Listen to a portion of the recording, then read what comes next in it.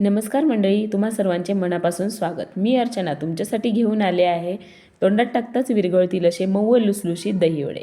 तर सर्वात आधी इथे 5 ते 6 तास भिजवलेली उडीद डाळ पूर्ण पाणी निथळून मिक्सरला आपल्याला वाटून घ्यायची आहे। मी इथे बिना छिलकेवाली डाळ घेतलेली आहे, तर आपल्याला ही मिक्सरला वाटून घ्यायची आहे। जास्त ड्राय वाटत असेल तर एक छोटेसे 1-2 चमचे आपण त्यात पाणी घालू शकतो।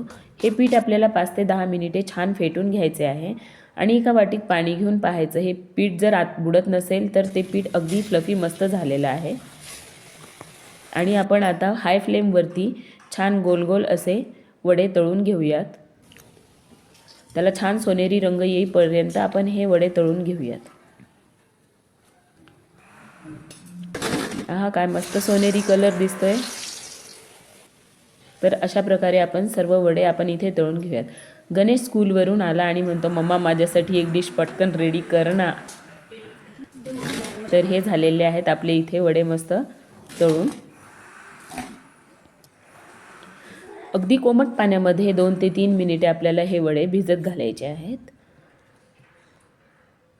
म्हणजे अशाने काय होईल की ते वडे पाणी शोषून घेतील आणि अगदी स्पॉन्जी होतील हे वडे। तर हलक्या हाताने 2-3 मिनिटाच्या नंतर हलक्या हाताने आपल्याला प्रेस करून यातलं पाणी काढायचं आहे।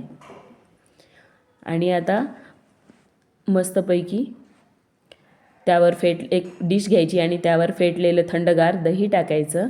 त्याच्यावरती मस्त वडे ठेवून परत दही टाकायचं। आपल्याला दही जास्त आवडत असेल तर जास्त टाकायचं।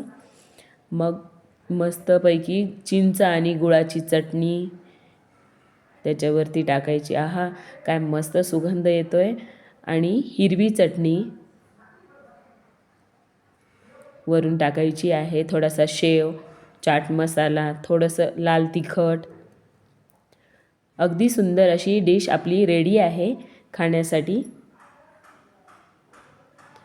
तुम्हाला ही माझी रेसिपी आवडली असल्यास नक्की लाईक व सबस्क्राईब करा आणि कमेंटमध्ये सांगायला विसरू नका। किती झटपट आणि सुंदर दिसतायत हे दही वडे। तर गणेश आलेला आहे, मस्त लुसलुशीत आणि मऊसूत असे हे दही वडे खाण्यासाठी। गणेशला तर खूप आवडती ही डिश। तुम्हाला पण आवडते की नाही नक्की सांगा।